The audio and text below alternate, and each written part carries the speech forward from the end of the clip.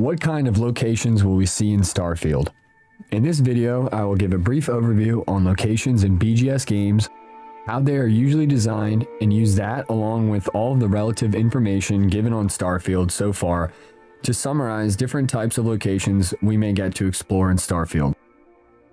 From the usual handcrafted BGS content to the newer procedural content and different types of biomes that have been shown, I am excited to start this conversation with you guys on what these 1,000 planets may have to offer.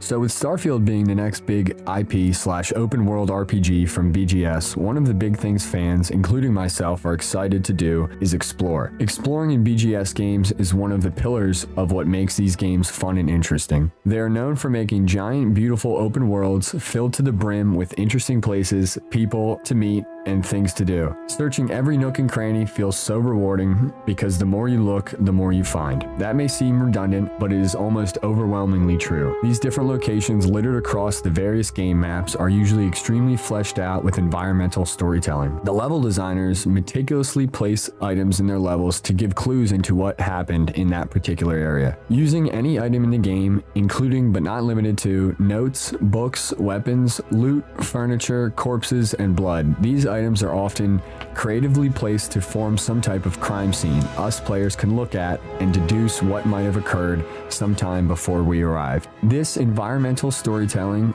and attention to detail in locations is one of the things that sets BGS apart from other game studios. In this sense, they do the little things extremely well, and this helps us buy the reality of the virtual world we are in.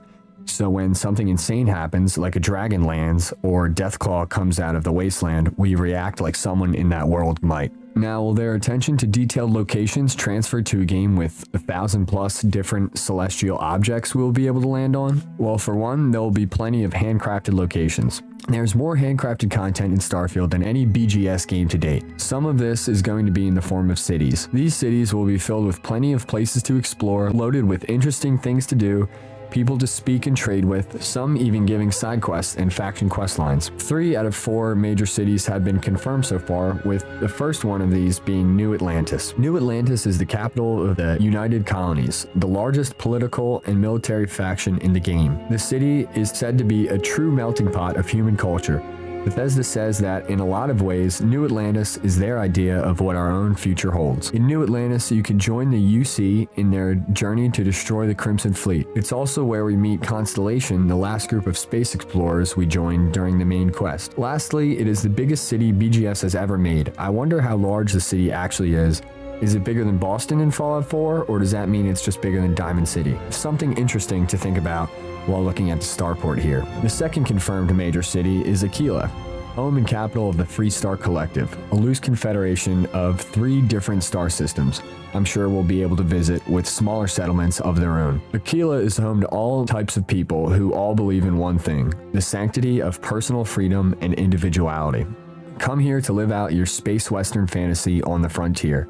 But beware, it's walled for a reason. The deadly Ashta roam the planet. They are an alien predator, a mix between a wolf and a velociraptor. I'm sure there will be some very sketchy vendors in the back alleys of this city looking for Ashta meat, and maybe even some space skooma if you're cool. Speaking of space skooma, the third confirmed major city is Neon. Neon was just a fishing platform built on a rather nondescript water planet by the Xenofresh Corporation, until it was discovered that a fish here has psychotropic properties. Seeing that the drugs could be worth more than the fish, they now synthesize and sell this drug as Aurora, which is only legal here in the pleasure city of Neon. This city is also home to Ryujin Industries and their mega corporate life. Here on Neon, you could apply to work at Ryujin, where you must cut the mustard. The last city is unknown, and we will speculate in a future video. You are more than welcome to comment your ideas here and on our Discord. The next section of handcrafted locations is the smaller cities and settlements. A good example of a smaller city/settlement would be Cydonia on Mars, one of the early settlements that humanity has created after they fled Earth. It is an entire city with its own problems and people to meet. It reminds me of a mix between a big quarry and a Fallout vault. It seems like there will be a handful of these smaller settlements in the game. Some more of these will most likely likely be in all 3 star systems joined to the Free Star Collective as well. And our last section of handcrafted locations is Miscellaneous. Basically anything that isn't a city or a settlement, but still a relatively unique and handcrafted location. First is the ancient structure related to the artifacts. Second is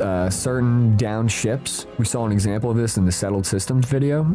Certain outposts in the game, base stations, caves and mines as usual, and I'm sure there will be others that we haven't been shown yet. The rest of the content in the game will have a level of procedural generation. Procedural generation has been in almost every BGS game so far. They use it to make certain content faster, like land generation and asset placement, like where to put trees. Then they blend those areas in together so everything looks natural. In order to build 1,000 entire planets, Starfield will rely on new procedural generation tools within the Creation Kit 2.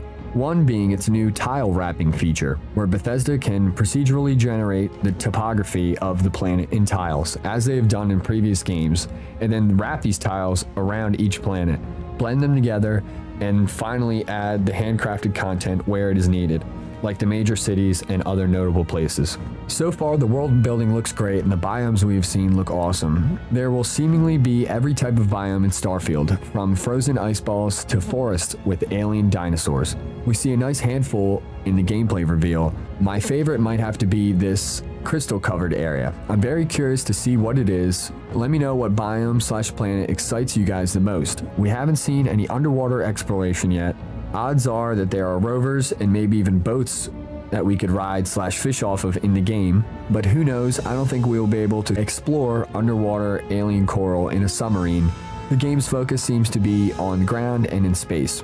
It seems like there will be multiple biomes on some planets, including Crete.